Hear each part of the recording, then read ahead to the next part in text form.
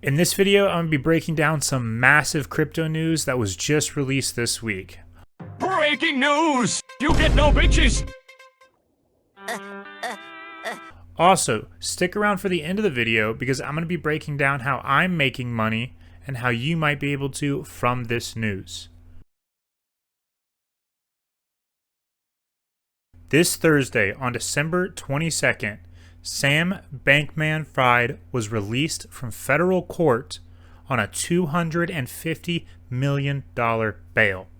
Now, if I've lost you at this point or you have no idea what I'm talking about, I'm going to go ahead and backtrack a little bit. Now, to make things a little bit more simple, I'm not going to say his name every single time. I'm just going to abbreviate it to SBF. Now, with that out of the way, let's dive right into it. SBF was the founder of one of the largest cryptocurrency exchanges called FTX.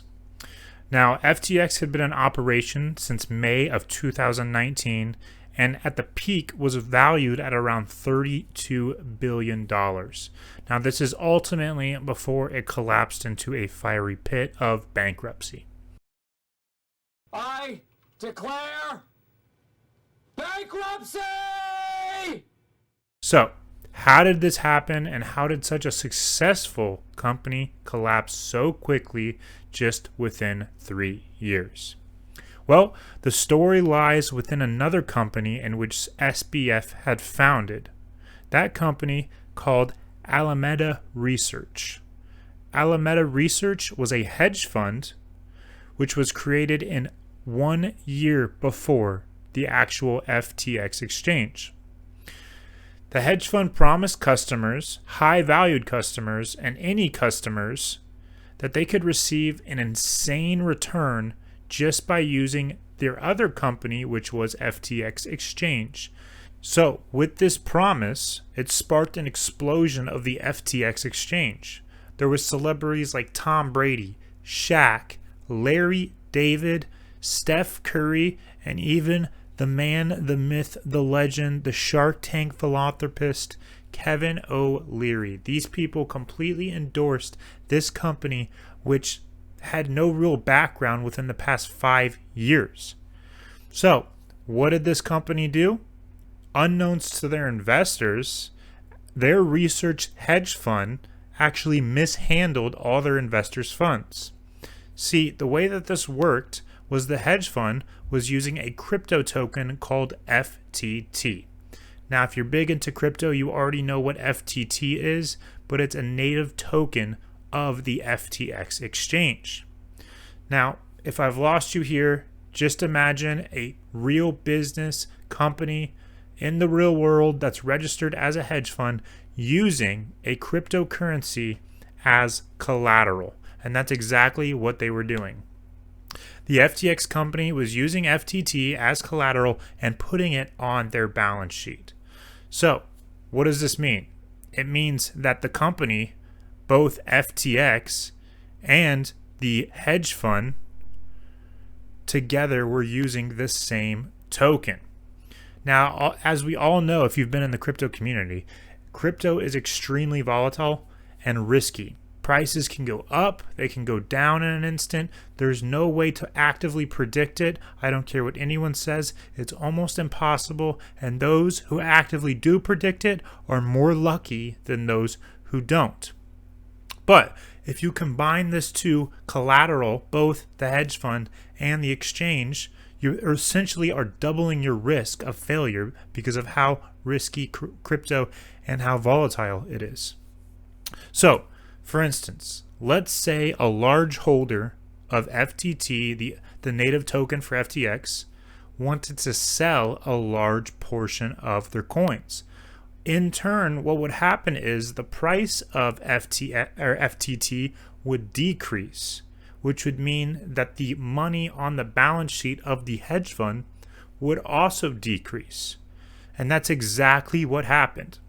On November 6th, Binance, which was another huge, if you know what crypto is, you know Binance is a huge crypto exchange, one of the oldest. They owned a bunch of FTT tokens. And what they did is they announced that they would like to sell $530 million worth of that token. This announcement overnight caused what's called a bank run, except in the crypto community, where everyone ran to the exchange of FTX. They ran to any other exchanges that they had stored the FTT token, and they wanted to withdraw and cash out before the implosion happened. Within a week, on November 11th, FTX, the exchange company, filed for bankruptcy. Not only did this affect FTX, their hedge fund, but it also affected the entire crypto industry.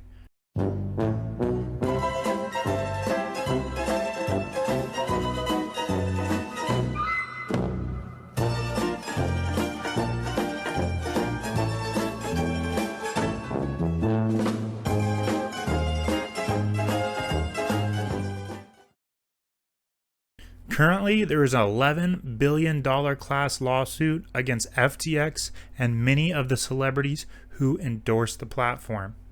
SBF was arrested in the Bahamas on December 12th and faces up to 115 years in prison if convicted on all 8 accounts. Which brings us back to the beginning.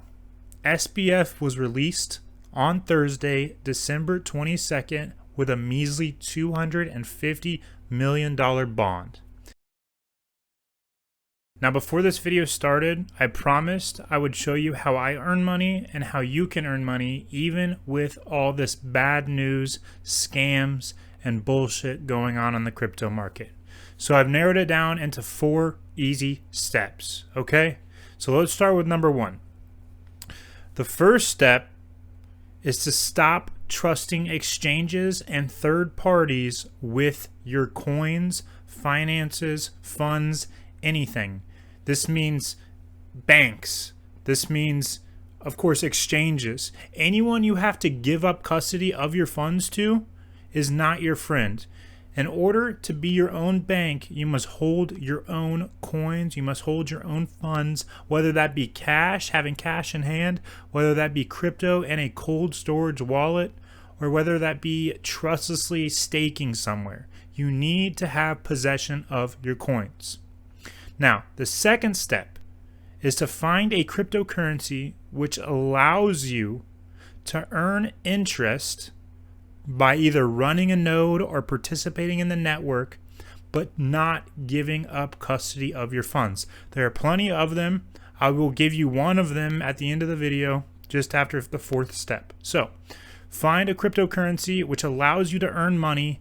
Even when the bear market is going all the way down, you're still earning interest. Consider it like a dividend growth stock, but instead it is a crypto interest bearing stock. Okay? Third step. Do as much research as you can about the project before you put your money into it. Okay? There are thousands and thousands of different cryptocurrencies that claim it's trustlessly. They claim they do this. They claim they have this product. Most of them are bullshit, okay? They're brand new.